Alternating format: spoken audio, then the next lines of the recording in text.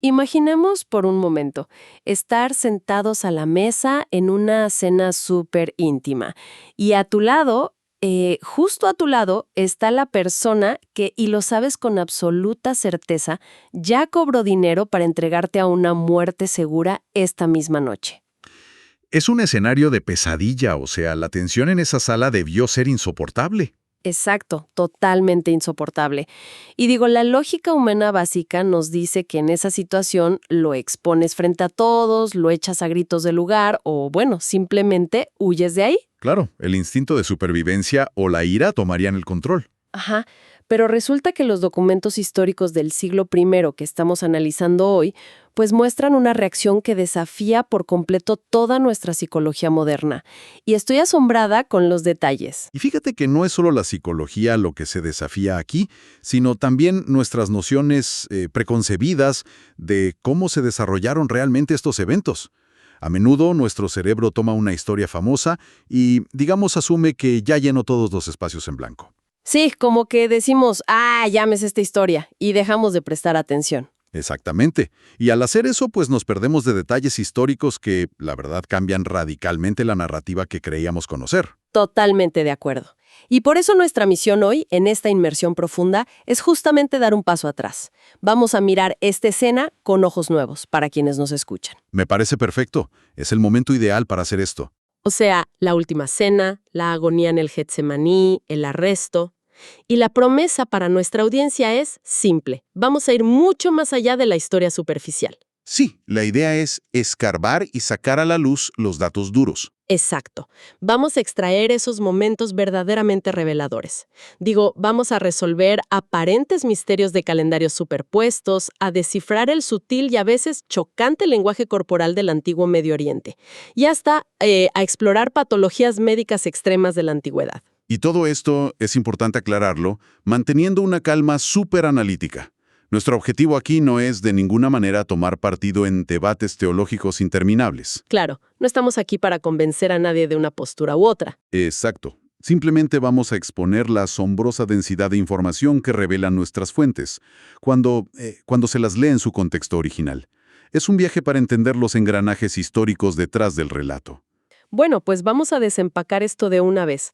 Porque antes de poder sentarnos a analizar la tensión en esa famosa mesa, tenemos que entender el cuándo y el dónde.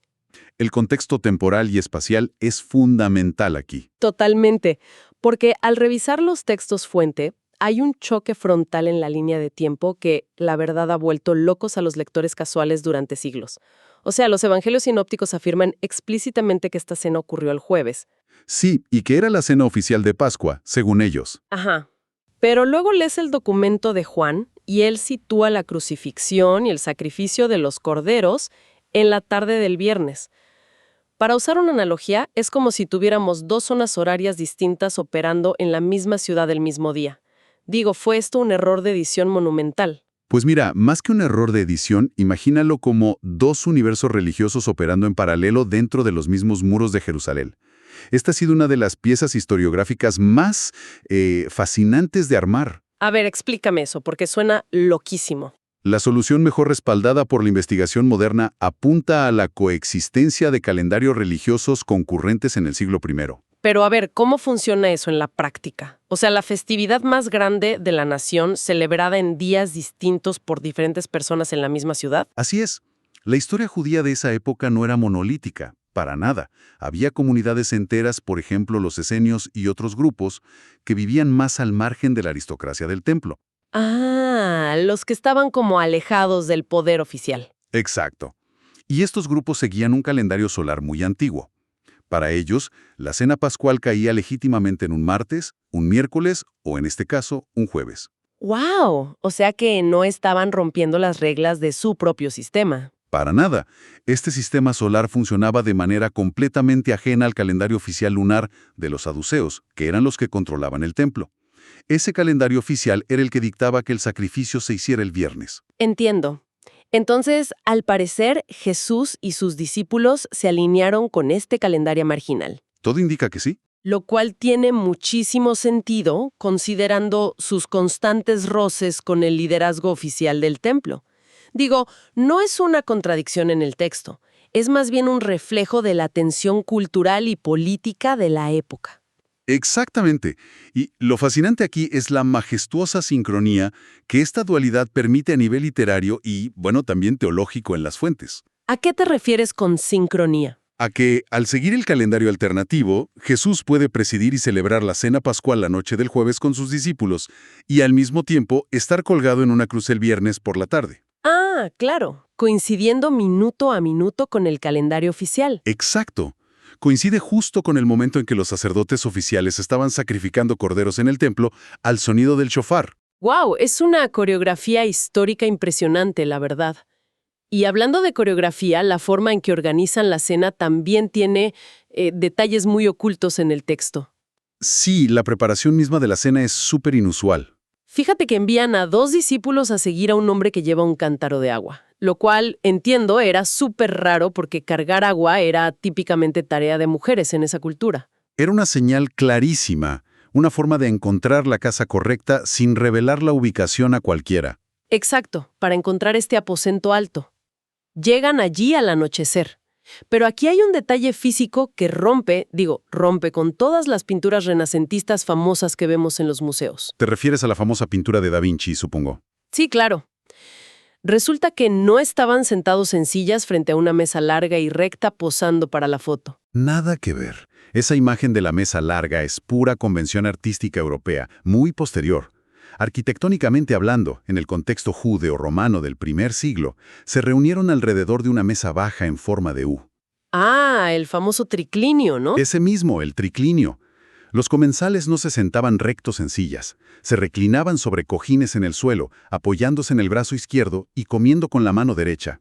O sea que las cabezas quedaban casi a la altura del pecho de la persona de al lado, estaban pegadísimos. Precisamente, esa disposición física de proximidad extrema es la clave absoluta para entender la dinámica y la enorme intimidad del momento más tenso de la noche. Y aquí es donde se pone realmente interesante la cosa. Porque con esa imagen en mente de los cuerpos reclinados tan cerca unos de otros, Jesús lanza la bomba. Dice que alguien en esa mesa lo va a traicionar. Un balde de agua fría para todos los presentes. Totalmente. Obviamente estalla el pánico. Todos empiezan a preguntar, Señor, ¿soy yo? Y las fuentes describen que Jesús toma un pedazo de pan, lo moja en el plato común y se lo da directamente a Judas Iscariote. Un gesto muy específico. Sí, y para nuestra mente moderna occidental, esto parece el equivalente a encender una sirena de policía sobre la cabeza del culpable. O sea, es el recurso clásico de película de misterio para señalar al villano frente a todos. Y es una lectura súper lógica. Desde nuestra óptica contemporánea estoy de acuerdo. Pero si nos ponemos a decodificar la antropología del antiguo Medio Oriente, la realidad es diametralmente opuesta. A ver, no me digas que no lo estaba delatando. Es que en aquella cultura, que el anfitrión tomara el mejor bocado de la mesa, lo mojara en la salsa y se lo diera en la boca o en la mano a un comensal, era el acto de suprema cortesía. Espera, suprema cortesía, al hombre que lo va a matar. Así es. Era la mayor muestra de honra y afecto que se le podía otorgar al invitado más distinguido de la noche. ¡Qué locura! O sea, ¿me estás diciendo que no lo estaba exponiendo públicamente para avergonzarlo frente al grupo? Si analizamos la acción en su estricto contexto cultural, no es una exposición pública, ni un acto de hostilidad. Es todo lo contrario. Es un gesto abrumador. Jesús sabe que Judas ya negoció su vida por 30 piezas de plata. Ya estaba todo pactado. Sí, y su respuesta no es el rechazo o la ira, sino un acto de pura gracia. Le está extendiendo a su enemigo el mayor símbolo de intimidad cultural posible. ¡Wow! Es un momento desgarrador, entonces. Lo es, porque representa una última oportunidad, totalmente vulnerable, para que Judas cambie de opinión.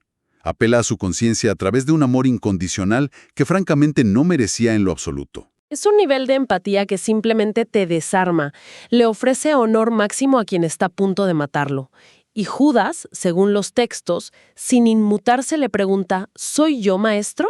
La audacia de hacer esa pregunta en ese momento. Es de hielo. Y la respuesta que recibe de Jesús es sumamente críptica. Le dice, tú lo has dicho. Yo me imagino que por la disposición del triclinio que mencionaste y el ruido de todos los demás hablando al mismo tiempo, esa interacción fue casi un susurro. Seguramente. Los demás probablemente ni captaron la gravedad del intercambio.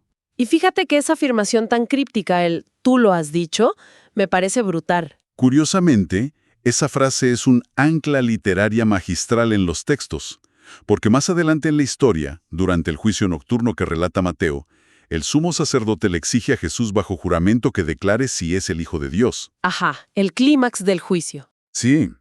¿Y sabes cuál es la respuesta de Jesús frente al tribunal oficial? Exactamente la misma frase. Tú lo has dicho. No puede ser. ¿Usa la misma frase exacta? La misma. El texto une ambos momentos sutilmente, demostrando a nivel literario que la traición íntima en la mesa fue el catalizador directo y espejo de la condena pública. ¡Qué nivel de detalle! Y bueno, ese contraste brutal entre el acto de gracia hacia Judas y la oscuridad que ya se avecina nos lleva a un momento de redefinición total en esa cena. Un cambio de paradigma completo. Sí, porque tras ese bocado de pan, Jesús altera una tradición de más de 1000 años de antigüedad, toma pan y vino y le da un significado completamente nuevo frente a ellos. Estamos ante el momento central de lo que hoy se conoce como la institución de la Cena del Señor. Y la maquinaria simbólica que se mueve aquí es gigantesca. O sea, desmantela la tradición frente a sus ojos. Literalmente, durante siglos la infraestructura de su religión dictaba que la sangre literal de un cordero animal protegía al pueblo, recordando la salida de Egipto. La Pascua original. Exacto. Y de pronto, Jesús se sienta ahí y desarma ese sistema teológico milenario en tiempo real. Utiliza conceptos de los textos antiguos como la sangre del pacto del libro de Éxodo. Y también lo del nuevo pacto de Jeremías, ¿no? Ese mismo, el que prometía un perdón definitivo escrito en los corazones. Pero fíjate que lo que me vuela la cabeza es que lo hace sin metáforas complicadas. O sea, Jesús ha pasado años hablando en parábolas súper difíciles de entender, que si la semilla, que si la levadura. Siempre usando lenguaje figurativo extenso, ¿sí? Y de repente aquí en esta mesa es categórico y súper crudo. Dice, este es mi cuerpo y esta es mi sangre. No se está escondiendo detrás de ningún velo retórico. Se está poniendo a sí mismo físicamente en el lugar del cordero inmolado. Es una transferencia directa y asombrosa.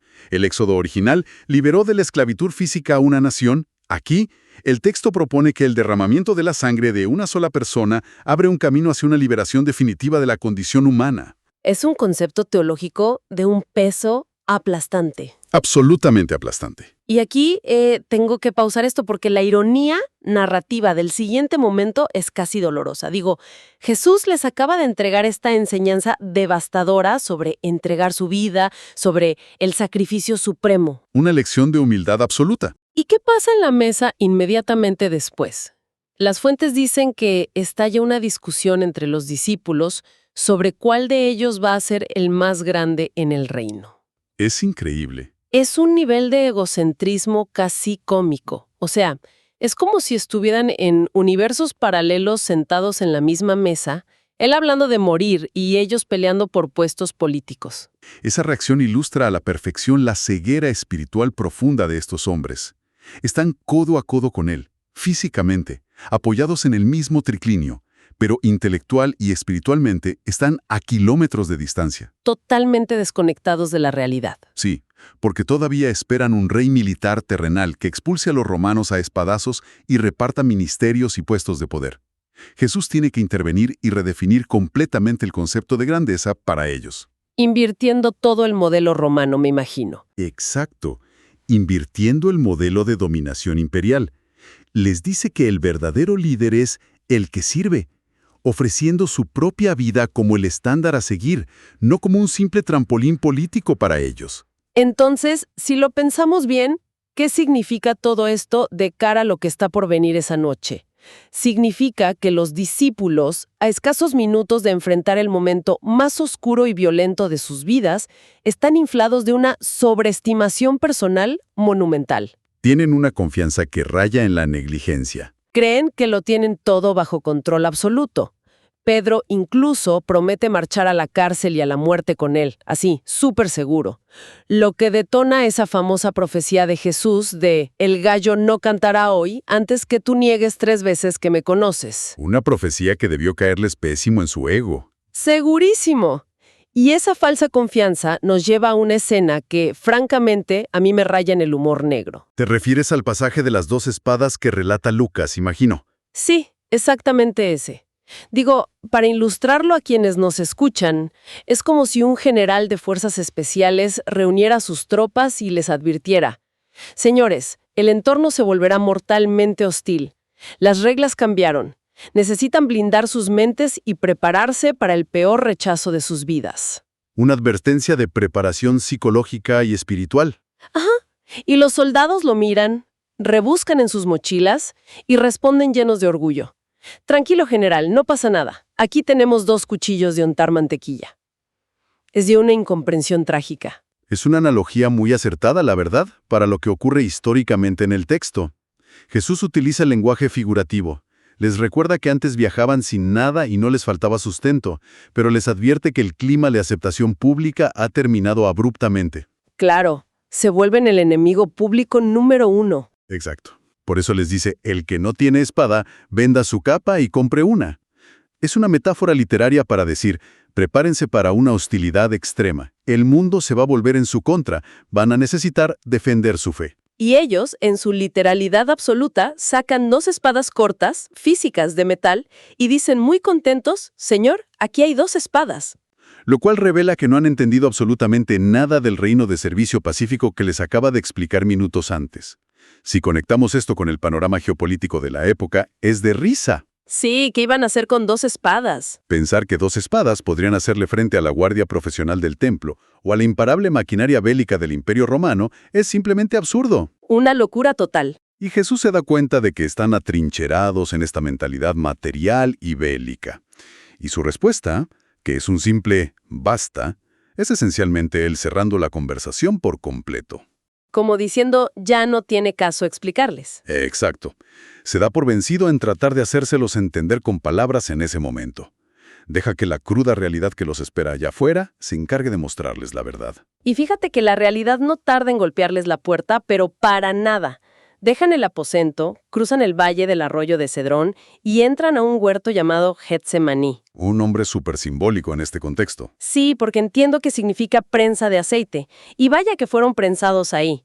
Salen de esa cena creyéndose invencibles, pero la biología y el terror puro están a punto de asfixiarlos. El contraste de Jesús advirtiendo figurativamente en la mesa se convierte ahora en una pesadilla física. Al entrar al jardín, la narrativa de los textos nos sumerge en una dimensión teológica sumamente compleja y densa. Se habla de Jesús rogando que pase de él esta copa. ¿Qué representa exactamente esa copa en sus textos? Bueno, en toda la literatura profética judía, la copa representa la ira punitiva divina ante la iniquidad humana. Es importante detenernos a explicar la mecánica filosófica de lo que los autores describen que está sucediendo en la mente de Jesús aquí. A ver, explícanos eso de la mecánica filosófica. Claro, no son 2 dioses discutiendo en el cielo como algunos imaginan. Es un concepto que los académicos llaman 2 rangos de conciencia operando simultáneamente en un solo individuo. O sea, un choque interno masivo entre 2 naturalezas. Así es. Por un lado, tienes la voluntad humana, que es genuina y biológicamente condicionada, que retrocede instintivamente ante la tortura, el dolor extremo y la muerte inminente. El instinto de supervivencia, puro y duro que todos tenemos. Exacto. Y por otro lado, tienes la sumisión voluntaria a la misión redentora divina. Si ese terror humano no hubiera sido real y aplastante, si no existiera una verdadera lucha por someterse, pues todo el concepto de expiación que leemos en los textos perdería su peso y validez. Tenía que ser un sufrimiento real, tenía que costar todo. Tenía que costar todo, sí. Y fíjate que tenemos una prueba empírica brutal en las fuentes de que ese terror humano era muy, muy real. Lucas, que sabemos que los historiadores asocian con conocimientos médicos de la época, menciona este detalle clínico aterrador de que Jesús sudaba grandes gotas de sangre cayendo a la tierra. Un pasaje súper gráfico. Sí, y fíjate que yo siempre pensé que esto era, no sé, simplemente una metáfora poética o una exageración literaria para decir que estaba bajo mucha presión. Y cualquiera lo pensaría al leerlo de manera casual. Es la conclusión natural. Pero de hecho, describe una condición clínica real, aunque rarísima, en la literatura médica. llamada hematidrosis. Hematidrosis. ¡Qué locura que tenga nombre médico! Lo tiene. Se documenta en personas enfrentando ejecuciones o un terror inminente devastador, bajo un nivel de estrés y angustia mental extremos. O sea, un pánico que escapa a la experiencia humana normal. ¿Y qué le pasa al cuerpo físicamente en ese punto? El cuerpo reacciona liberando sustancias químicas que rompen los minúsculos vasos capilares ubicados justo debajo de las glándulas sudoríparas. O sea que la sangre literalmente se mezcla con el sudor y brota por los poros de la piel. Físicamente, sí, eso es lo que ocurre. No era un simple temor al sufrimiento físico de los clavos. Era el colapso biológico ante el peso absoluto de lo que estaba a punto de asumir a nivel espiritual. Es una radiografía de vulnerabilidad total. Digo, saber que su cuerpo estaba fallando bajo la presión es fuertísimo. Es fuertísimo, pero observa con cuidado cómo se resuelve esta tensión en los relatos. Jesús libra esta batalla colosal a través de una oración agónica en la oscuridad y al final logra alinear su voluntad humana con la divina. Encuentra la fuerza. Gana la batalla interna antes de que llegue la externa. Exactamente. Y mientras él logra esta victoria interna titánica, ¿qué hacen sus discípulos a pocos metros de distancia? Bueno, ellos están profundamente dormidos. O sea, las fuentes dicen que Jesús va a buscarlos 3 veces en medio de su agonía sangrienta y las 3 veces los encuentra durmiendo plácidamente. Lo que comprueba de manera súper dolorosa la advertencia que les da allí mismo en el huerto. El espíritu a la verdad está dispuesto, pero la carne es débil. Creían tener el coraje para enfrentar espadas romanas y morir por él, pero la realidad es que no tuvieron la resistencia física ni mental para mantenerse despiertos orando ni siquiera 1 hora. Es la caída total de su sobreconfianza. Y justo en el momento en que Jesús termina de orar y se levanta, ya asumiendo su destino con total entereza, el letargo del grupo se rompe, pero por la fuerza bruta. El momento del clímax físico. Sí, visualmente, la escena que describen es asombrosa.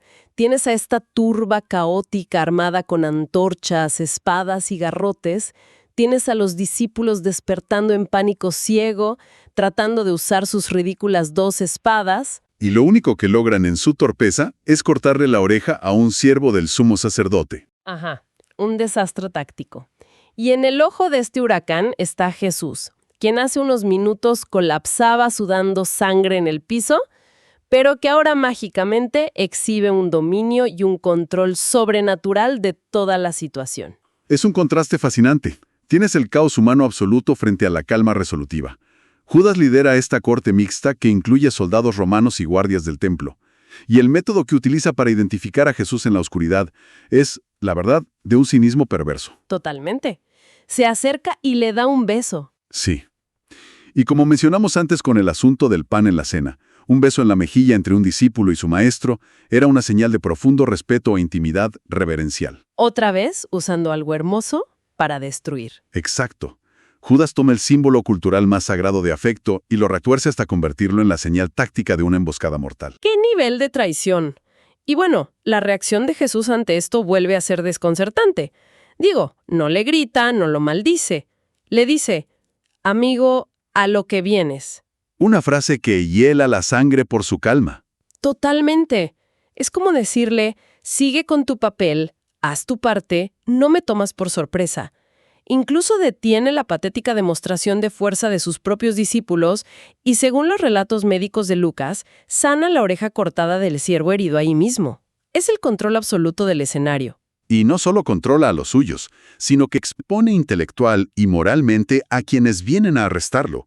Lanza una reprimenda fulminante preguntándoles por qué salen a cazarlo de noche, armados hasta los dientes, como si fuera un vulgar bandido o un insurrecto. Como si fuera un líder guerrillero o algo así. Justamente, la palabra griega que usan los textos es leisistes, que denota un revolucionario violento o un bandido armado. Les echa en cara su cobardía institucional. Les dice, estuve todos los días enseñando públicamente en el templo, a plena luz del sol, y no se atrevieron a ponerme las manos encima. O sea, sabían que sus acciones eran ilegales e impopulares frente a la gente común, y por eso necesitaron las sombras de la noche y la traición interna de Judas. Exactamente, exhibe su hipocresía. Y Jesús les deja clarísimo que se está entregando por decisión propia. Menciona que si él quisiera, podría invocar a 12 legiones de ángeles en ese preciso instante, para arrasar con todo. Una legión romana eran miles de soldados. Imagina 12 de ángeles. Pero al elegir no usar ese poder destructivo para salvarse, presenciamos el colapso final de sus seguidores. O sea, aquellos que prometieron en la mesa que iban a morir con él, huyen aterrorizados perdiéndose en la noche. El abandono total. Marcos incluso incluye este detalle tragicómico en su texto. Habla de un joven que, al ser agarrado por los guardias, prefiere escapar corriendo desnudo, dejando atrás su sábana de lino con tal de no ser capturado. Es una imagen súper gráfica del nivel de pánico que tenían. Y al final, Jesús queda en completa y absoluta soledad. Es el desenlace inevitable de la sobreconfianza ciega que vimos hace unas horas en la mesa. Cuando la cruda realidad física golpea la ilusión de invencibilidad, las lealtades se evaporan rapidísimo. Tristemente así es la naturaleza humana. Pero a pesar de estar inmerso en un océano de traición y abandono total, la estructura del relato subraya sin cesar una cosa. Jesús no es una víctima indefensa arrastrada por las trágicas circunstancias. Es un actor consciente caminando firmemente hacia el cumplimiento de su propósito. Lo cual nos lleva al final de nuestra exploración profunda de hoy. Hemos tomado una lupa y examinado de cerca una de las escenas más icónicas jamás escritas en la historia. Y creo que ha sido un ejercicio revelador. Estoy segura de que sí. Para quienes nos acompañaron en este recorrido, la esperanza es que hayan descubierto cómo detalles que parecen súper menores, cositas diminutas, esconden lecciones gigantescas. Sí, detalles que solemos pasar por alto. Exacto. O sea, la coexistencia de un calendario solar, el enorme honor detrás de mojar un trozo de pan común, la patología clínica del pánico absoluto que te hace sudar sangre, o el absurdo trágico de intentar pelear contra el Imperio Romano con 2 espadas. Todo tiene un fondo de antropología y medicina. Es la prueba de que detenernos a entender el cómo y el por qué detrás de los textos es el mejor antídoto contra esa sensación arrogante de creer que ya lo sabemos todo. Totalmente. Siempre hay capas más profundas que descubrir. Y bueno, creo que la mejor forma de cerrar hoy es dejando una pregunta en el aire para que cada quien, entre quienes nos escuchan, la reflexione por su cuenta esta semana. Me encanta la idea. A ver, ¿cuál es la pregunta? Pensemos en esto. Si el acto de cortesía y afecto más exquisito de la antigüedad no fue suficiente para ablandar un corazón ya decidido a traicionar, como el de Judas, y si las advertencias figurativas más duras no sirvieron para despertar a un grupo de hombres de su falso sentido de seguridad, vale la pena preguntarnos algo sobre nosotros mismos. A ver, dinos. ¿Qué tanto de nuestra propia visión del mundo sigue nublada por esa misma ceguera espiritual? ¿Cuántas veces nuestra excesiva e ingenua confianza en nosotros mismos nos impide ver la realidad que está a punto de desmoronarse justo frente a nuestros ojos? ¡Wow! Es una pregunta sumamente incómoda, la verdad. Pero necesaria, digo. Es necesaria para desarmar nuestras propias certezas y obligarnos a mirar mucho más allá de la superficie en nuestro día a día. De eso se trata todo esto, de seguir explorando y cuestionando. Pues con esa reflexión nos quedamos. Muchísimas gracias a todos los que nos sintonizan y nos escuchamos en la próxima Inmersión Profunda.